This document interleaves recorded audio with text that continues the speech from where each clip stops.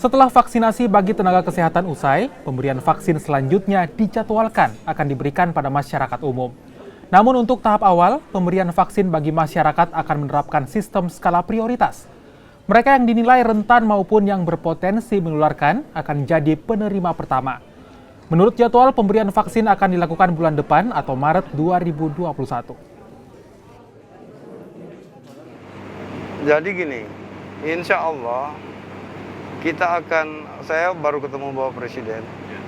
Bapak Presiden sudah memberikan petunjuk kepada kita semua bahwa masyarakat umum kita tidak bisa langsung pukul rata. Tetapi kita harus prioritaskan yang mudah tertular dan mudah menularkan. Ya, seperti misalnya daerah-daerah kerumunan yang paling banyak itu pasar.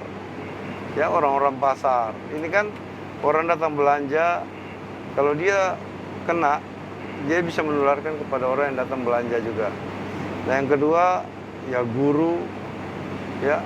Jadi memang ya kita prioritaskan yang itu dulu. Apa yang kita capai? Herd immunity.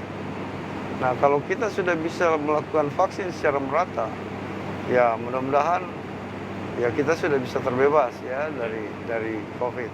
Tapi intinya